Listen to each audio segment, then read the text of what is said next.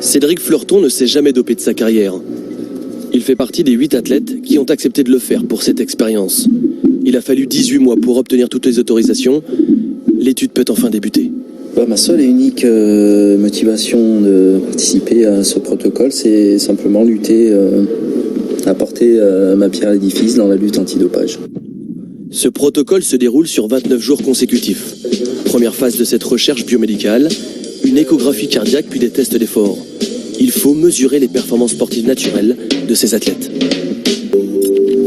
Et voilà, vous pouvez desserrer votre poing. Ça y est, on rentre dans le vif du sujet. Première manipulation avec l'autotransfusion. L'intérêt de faire une autotransfusion, c'est d'apporter plus d'oxygène au niveau des tissus.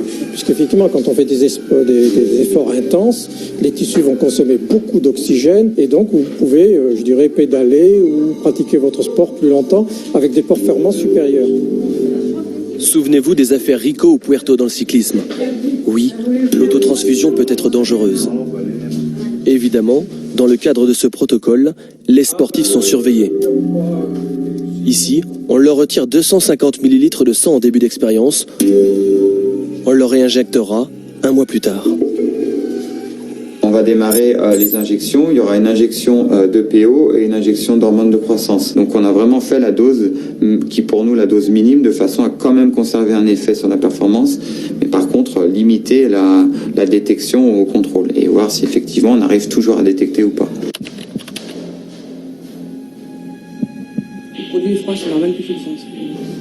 Deuxième étape du protocole, prise de produits dopants à microdose. EPO, hormones de croissance. Ces athlètes viennent tout juste de passer de l'autre côté de la barrière. Pour la première fois de leur vie, ils sont dopés. C'est aussi simple que ça.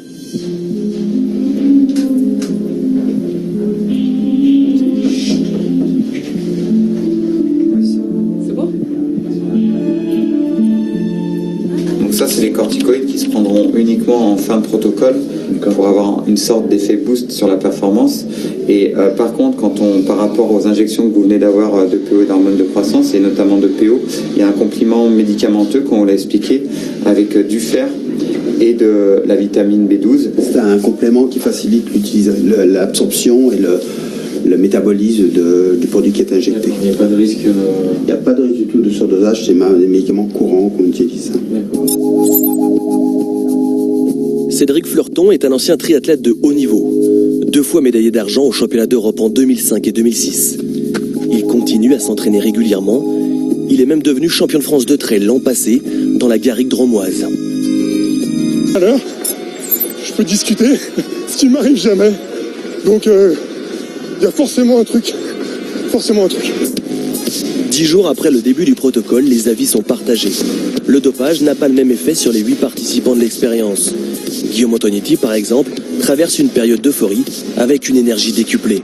Au bout de quelques jours déjà, sur mon parcours habituel de 24 km, j'ai gagné 10 minutes très facilement.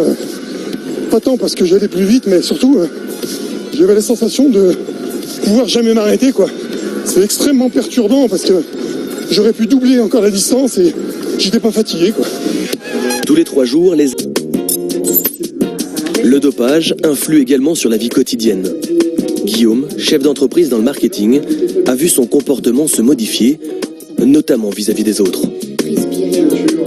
4h30 ou 5h du matin, je suis déjà comme une pile. Enfin, j'ai une grosse énergie.